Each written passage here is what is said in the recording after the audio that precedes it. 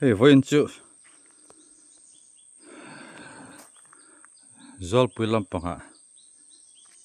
vokso lain kan kala hei kong polo diak ang reng khop me kan mong hianin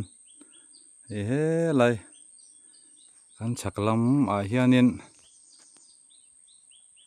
changel te hei kan mong hianin lo nual maya tiang vel hi kanan la ani sente te putu hi an tangkai khop me hei an ha to ni tu na hianin changel sadvel me ka hei anom nei chak deuh leka boya po hei la tia mai kan chho ve chin don ni hei ta hianin kong hi na lang ring khop me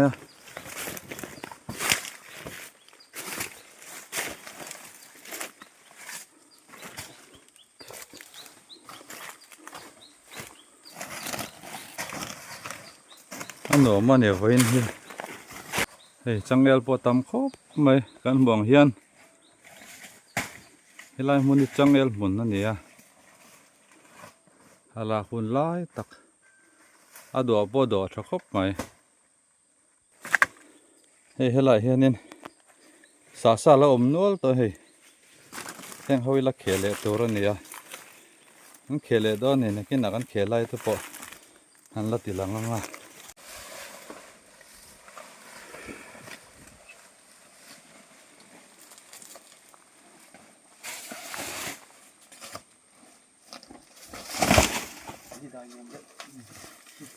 mình chụp mấy cái chào tem xem te chào không phải cái mùa đàn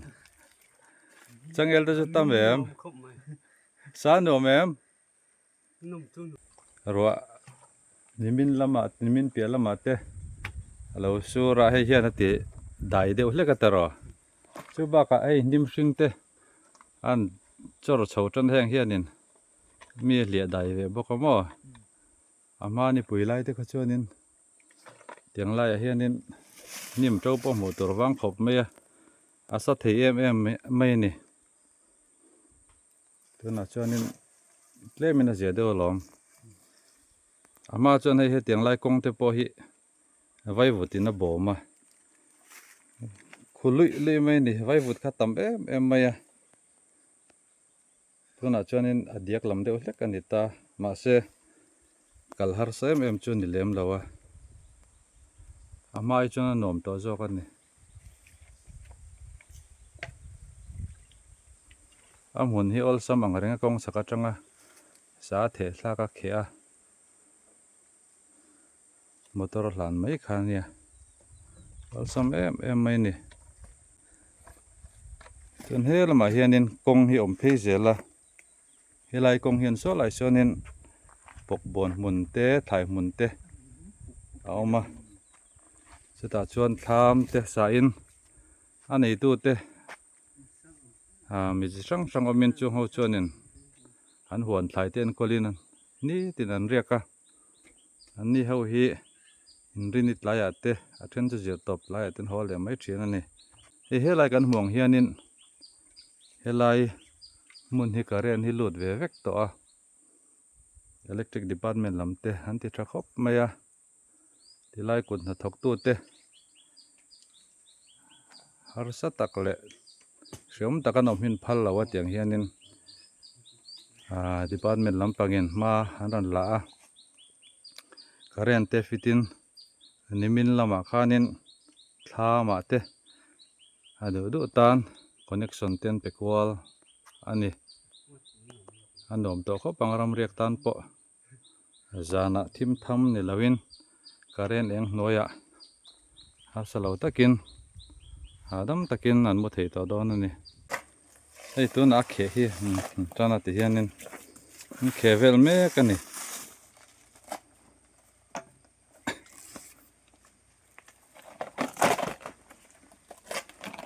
changel hi aton tonin sirain an zaya an khe ngal pop pop me ni khe ol sampha em ati chutia zai chuan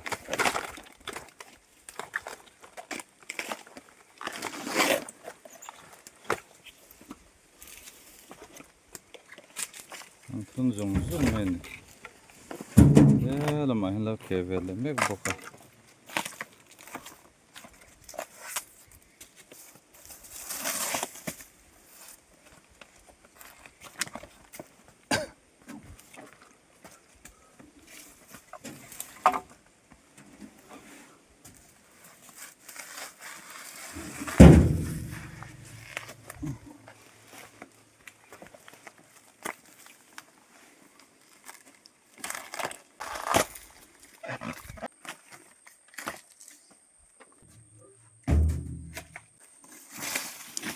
sen te hian le so pop me tian motor len zong a sei zong tur hi te tana chuanin haton tonin zai le a ek zung zung mai to mai don ani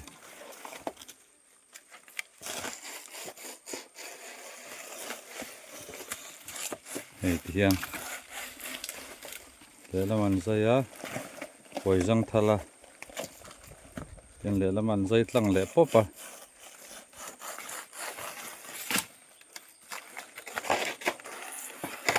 tia zai zo nu hi chuanin phi tla pop pop to mai don ani hei sam to em mai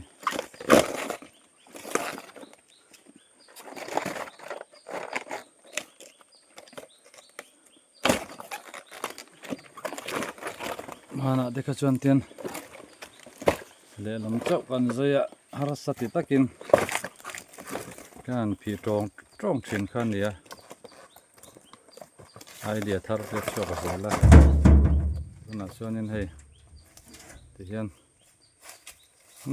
pakhat ke chung rei to lo ani khe zo zung zung mai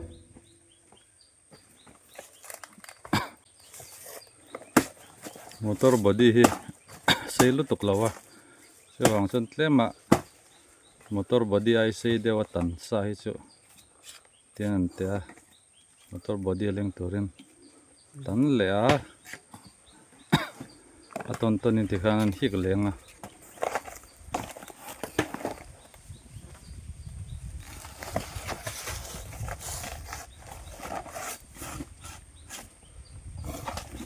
chen hi kanga le lampang koi jang thal po panga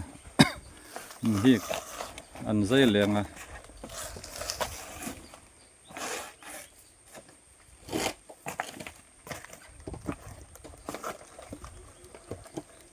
hian olsam takin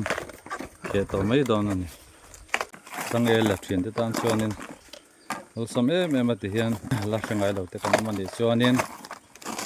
yang hianin kan ke zel to don ne olsam pa le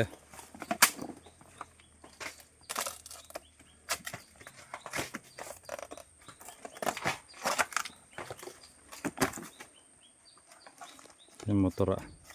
lang zung zung sen te aton to na khe chu jem ol sam pha mo le lam chawa zai ai kha chuanin a khe pon at hi ki zung zung thei tong mo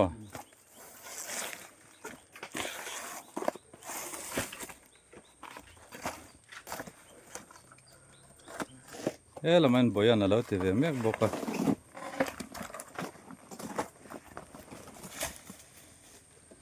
boya har sa em hian ani pon sente tiang khanin le lama zaya koi jang thal popa a zai vele popa le lama hian tonin itia zai zo no hi chuanin naul sam toni kan hmong hianin tian khe pop pop to maya adal du khom ve to lo ni ton ton na zai chuan ul sam phai em maya re lo te ati hianin khe zo zung zung mai ni ti hianin sen te hianin han song bol level do na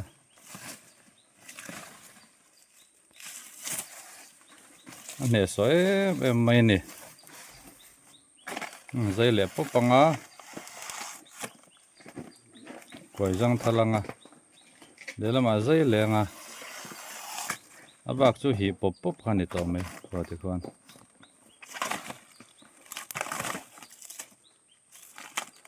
Ik pop to me ni har sa to lo reng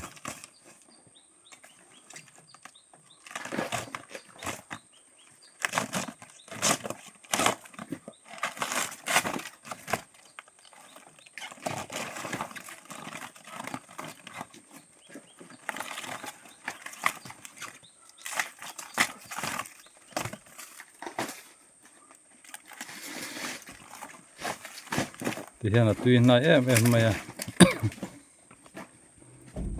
tùy nai takin an chân nga thì kan vok kan pe nga vok khan tùy thì takin an lo ei don ni lo khe tanwa la hi tuna chanin a khe na nu ma kor po tam ta hle mai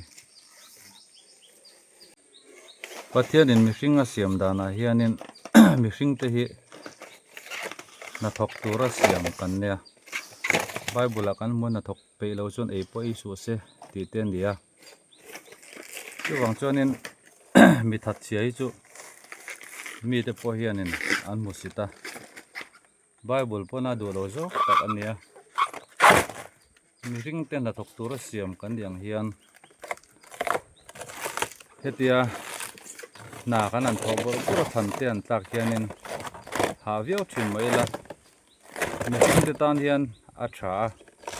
kan tak satan selna tan a tha em mai ni mihring e khol chi khat kan nia ei mihring in khol an siam thina kan ria budeng khol te motor chi sang te le khol chi sang te an siam thina heteng khol te motor ang te hi mang lawa tinung lawa u tok tur vona kan dareng mai chuanin atlo ngai lawa a chejung zung mai thina ni a chet nuwa chuanin man to tak taka siam te angai le thina chu tiang che chon mi hring po hi na thok tura siam kan ni angin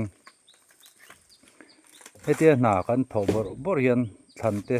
na kan tho bor than ten tlak bor hian kimani po kan harawanga kan risel pha em maya damdoi man to tak tak le ngai lawin pathian in amin siamang taka hetia ka na kan to bor te hianin kantan a tha tak sa risel na na tha damreina na thabok ani tun la ya mihring kan boi to em maya sang kan ha tho dan te poi nang lawa then chu dor ngak te le office an ha thok te kan ni hloma chu wang chon tun lai hianin natna atam ta em maya zun thlum te bp sang te le natna chi sang chung chuna kai chuaka damdoi na te an kalila han enila ek natna nge an ni ti han zo ti lai den ti te hi bp sang ani lo pon zun thlum ti hi atam em mai ni eng te hi eng wange chan kan ti chuan tun lai am hring kan ha dam to a than tlalawan ha thok te kan tam to office laman ha thok chi te extra kan lak lem lo wangin kan taksa tangin than na chuak lawa kan ei in kan ti thabok sia thlum te mui mer te kan ei na sat to wangin tun lai hian zun thlum te bp sang te adan na chi sang tuar hi kan tam to em maya chu wang chuanin na tho a than ti tlak te exar lak that te hi tunlai mihring te hian in kan in ti mu thar le hi ngai ta khop maya manlai kan pi le pu te kha chu ni tin anei zon na kha ram na tho kha ni maya ni tin lo nein an chuaka jinga a thenin an ria chela kha tiang kan lo thlowin thlan tla borin na an thok thina khang hun lai khan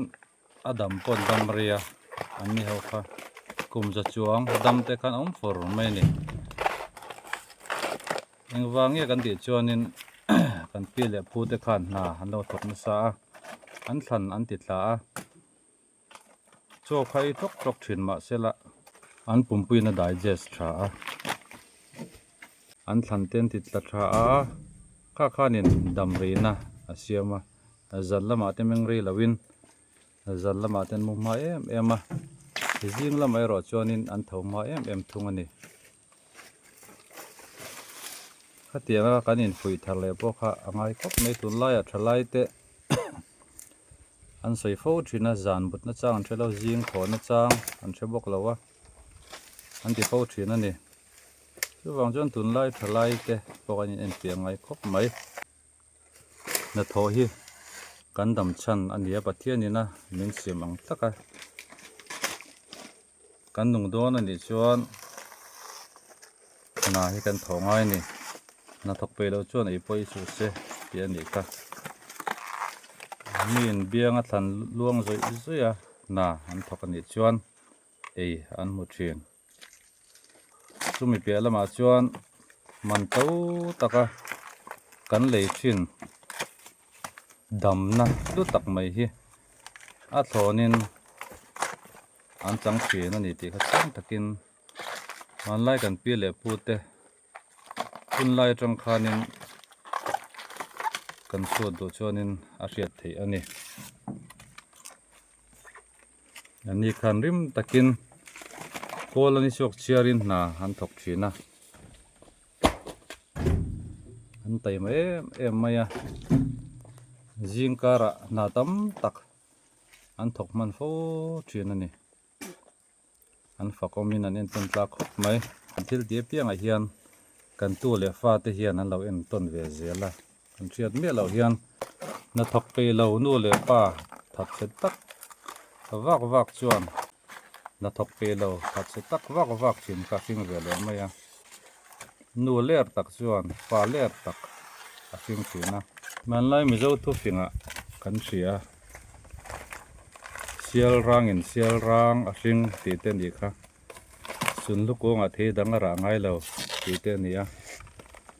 chu wang chuanin nu le pa te hianin kan thora te kan tu ra te hi ke ma ni tan mai ni lo kan tu le fa lo lom zel tu ti tan na kan thoka an tan kong kan sial sakani ti hi kan thiat chen ngai le mai chu chu tam takin tun lai a shalawin kan du dan dan in kan tala ka du dan dan in kan lunga chung chuanin ke ma ni mai ni lo kan tu le fa te thlengin ara thalo a chua kan tu le fa ten mi en dong le mi hu sit an tong na sa em mai ni ei thil thalo tak mai ania chu wang chuanin kut na tho te bo hi kanin zia tia thal le ngai tun lai chuan ai zol khopuya phe chuanin so thing an ling thin te po kan thleng lawa pi pu te tong kam ang te po kha kanin zia tia thal le ngai le mai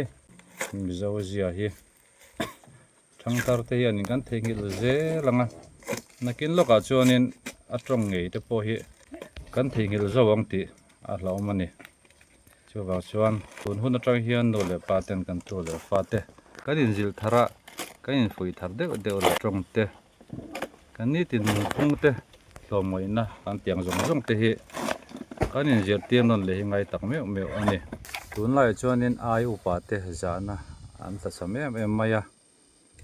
ai upa te an chang le ta a thenin ko tan thlaka in ai upa te zana om to lawa chu mai chu ni lawa nu le pa te zana an nei lawa leya kan pathian mu thei om chun te an ya kan nu le pa te hian in lai ma in tu le fa te tan hian chiat na turin an ngai to ngai lawa kan that na turin ngai to chara intine kan malam huna te e kan zonanga thil phi tak ngai to in tu le fa te an zil thina chuan ni zil na chu tun lai thalai te hianin kan ngai thlak pe ya kan do thei te po ngai ni kan ta na thalo tur chu no le pa te min chu ngai lawa ni le pu te pon min chu ngai lo kan ta na thatur vekin na an thoka thil an ti thian ni ti kan thiat te ngai thei tok chuin min en kola dot takin tam tak chu kan lo sei liana nu le pa te kut kan thlaka a thenin rui thei thil ti nan te poisa te kan dil lui ngong ngonga nu le paril ro tunla thlai tam takin kan tina fo thin ani ei thil thalo tak mai ania kan sim mangai kan sim lo kan ti lui zel ani chuan hele kan dam chung hian mal sopna kan dong ngai don lo ani bible a bo kan hmuwa jacob popon apa mal somna adonga pathian mal somna tam tak adong ani kha ni pon ke ni tu na thalai rol te hian kan du le pa te tu kan oya an thu kan zom ani ngat chuan pathian in mal somna nu le pa kuta ada hi kan dong don ani kan dong nge yang chu kan ril ro wong rengela tu ti ni lawa nu le pa ril ro tin a zonga tunlai thalai te kan ko sa chho zel ni chuan kan malam huna chuan engin min mok don lawa thimin min mok don ani an sei fo thina tunlain thim thua ni ten ti thina zorma thim na sa tak alo thleng don ten ti thina ni nima sela engang pon kan na hian khovel hi lo dang lam ma sela kan thlen sin china nu le pa thu kan oya pathian kan tien ni chuan ra tha seng tu tu su tu dang ni lawin ke mani mai ba ka kan tu le fa te an nia alom tu ro su mi dang ni lawin ke mani bok hi kan lom do na ni kan lo om do lo ni point kan tu le fa te kha an lo manga ka pi le pu te kan nu le pa te katan a tha ta kan lo tok thina chu wang chun tu na mal som na tam tak ka don pha ni tin kan ti nuwa po nu le pa te ming kha an la ran choi moi fan do ni tu na hian kan la khe me ka he kan khe zo nai to ni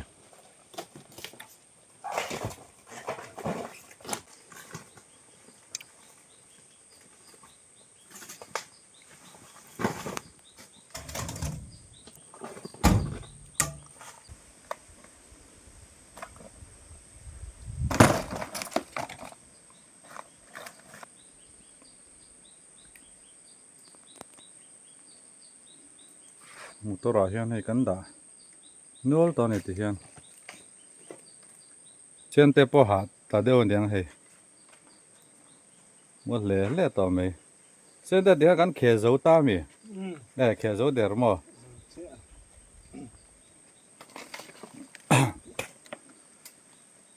we chào em chào we thalai tan chuanin an thok bor bor kan chawa an thu ha dong phang wanga ain ri chaus le zung zung zel me ne sen te pain le zor de nap to me he ole tu na chan he kan hodon nai to a ti hian kan khe sa hi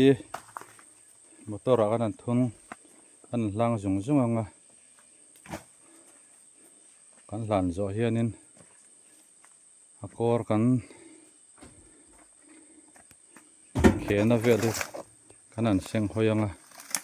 kan ho to me don ani tuna nan lang vel meka lang zo trep to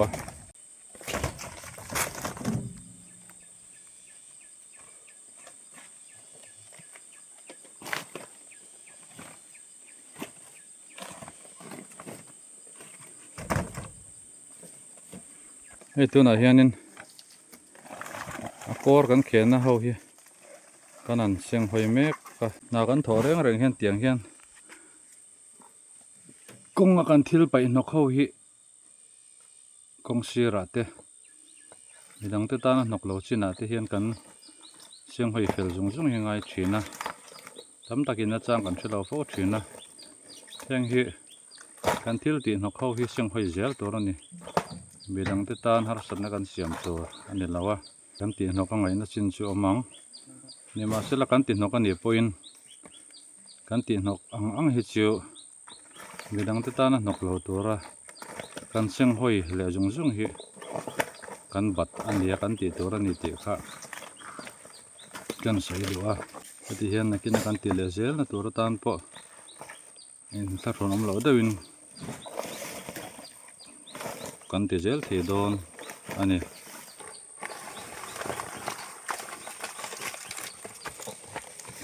he kan muang hian na china khan helai velin nok rup khan ni tu na chonin lo fai hiao to ni hei lo fai siau to a ti hian an kal san to don ani